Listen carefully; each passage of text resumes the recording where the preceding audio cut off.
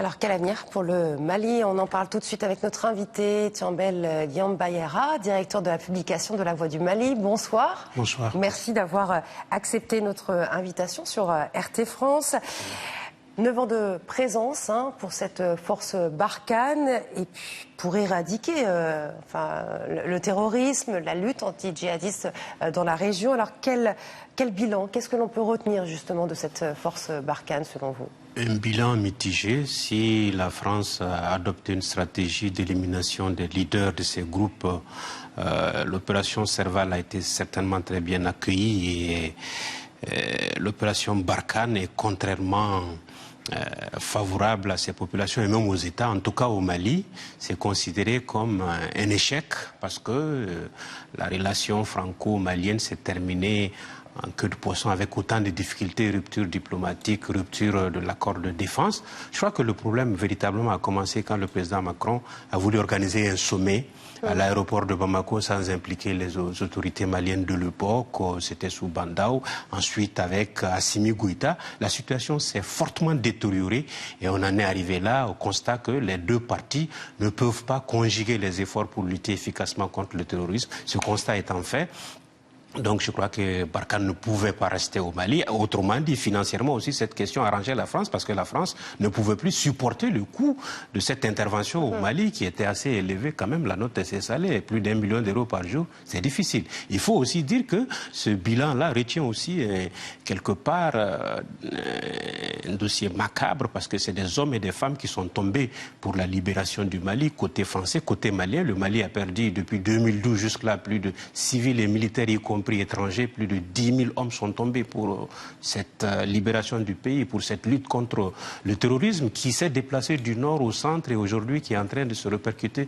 même sur certains pays côtiers.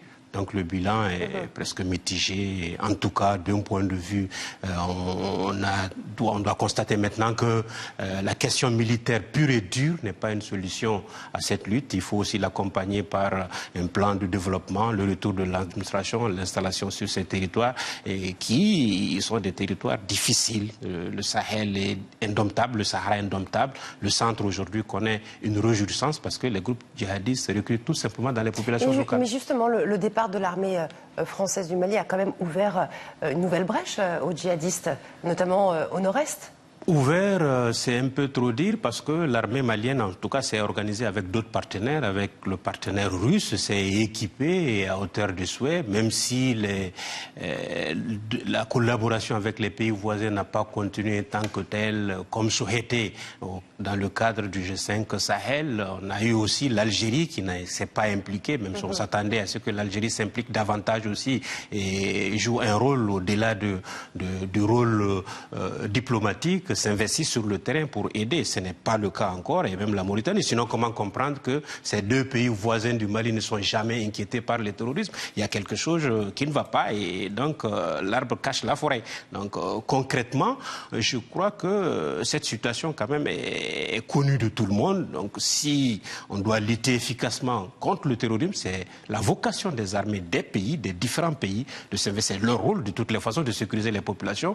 Mais justement, on a l'impression que ces armées de tous ces pays qui luttent contre cette menace djihadiste ont beaucoup de mal à mettre un terme à ces opérations.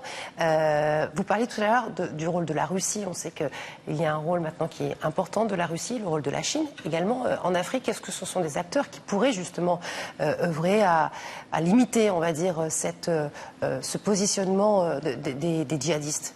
La Chine n'est pas impliquée militairement sur le terrain, on ne les a pas encore entendus, peut-être dans le cadre des contingents, sinon on ne les a pas vus en tout cas accompagner ces pays du Sahel à lutter efficacement et même prendre un leadership. La Russie se fait entendre dans un autre type de coopération qui n'est pas aussi la solution à cette... De toutes les façons, la communauté internationale doit se mettre ensemble pour aider ces pays-là, en discutant peut-être, c'est une brèche ouverte par Emmanuel Macron, en discutant avec les autorités de ces pays-là concrètement des attentes par rapport, ce n'est que ce qui est demandé de part et d'autre, le respect des souverainetés, l'engagement sur le terrain, et puis d'agir en commun accord pour trouver des solutions. Si ce n'est pas le cas, je crois que le terrorisme a des beaux jours encore devant elle dans le Sahel, si tant qu'elle peut recruter dans les populations qui sont livrées à elles-mêmes, qui sont même affamées souvent, et donc et avec autant de moyens aussi de soutien qui viennent d'ailleurs, même de l'Extrême-Orient, tant qu'on ne coupe pas le financement du terrorisme, on ne coupe pas le ravitaillement de ces terroristes-là, sinon comment peuvent-ils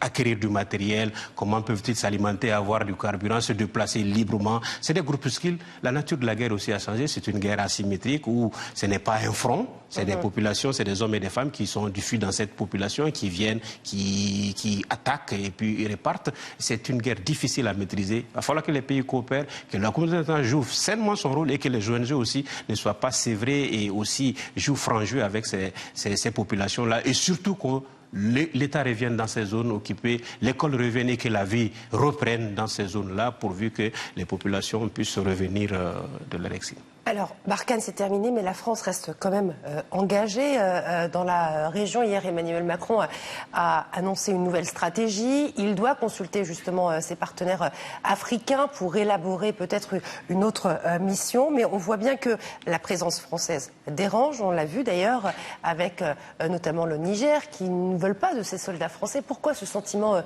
anti-français grandissant ? Il n'y a pas de sentiment anti-français, peut-être de sentiment anti-politique française. La politique jusque-là menée par les autorités françaises a du mal à passer parce qu'aujourd'hui, elle est confondue pratiquement comme une puissance d'occupation, une puissance qui appuie les terroristes ou qui laisse faire, dont la stratégie n'a pas marché, la stratégie de décapitation n'a pas marché. Donc, elle a tout à fait, doit revoir sa position dans ces zones-là, revoir sa collaboration avec ces pays cités. Aujourd'hui, la Russie est sollicitée, elle n'est pas non plus la solution. Mais la solution ne peut pas se faire sans une communauté internationale unie et solidaire et non pas une communauté internationale qui va s'opposer sur ce terrain sahélien. On ne souhaite pas du tout que la France se confronte à la Russie. Pour quel intérêt? Ce n'est pas l'intérêt des populations ni de ces pays-là, c'est pour l'intérêt géostratégique de positionnement et de contrôle des ressources. Ça ne peut pas se faire sans ces pays, sans les autorités de ces pays. Donc il faut revoir tout cela dans un cadre cohérent, il faut apaiser, il faut discuter, il faut dialoguer, il faut éviter à ce que ça se gangrène et ça va vers les côtes. Et ce qui n'est pas manqué d'arriver, ça ne manque pas d'arriver avec l'immixtion au Togo, au Bénin et jusqu'en Côte d'Ivoire. Donc le dialogue, la confiance et puis une lutte efficace et vraiment un engagement certain. Le mandat de robuste de la MINUSMA, on le rappelle depuis combien d'années aujourd'hui, si cette MINUSMA était sécurisée par la France et que la France pas, elle n'est plus sur le terrain. Et si on ne reprend pas les choses d'une certaine façon, il y a véritablement un problème qui va se poser. Merci beaucoup en tout cas de nous avoir éclairé sur ce sujet. Monsieur Thiambel Guim Bayara, directeur de la publication de La Voix du Mali. Merci beaucoup.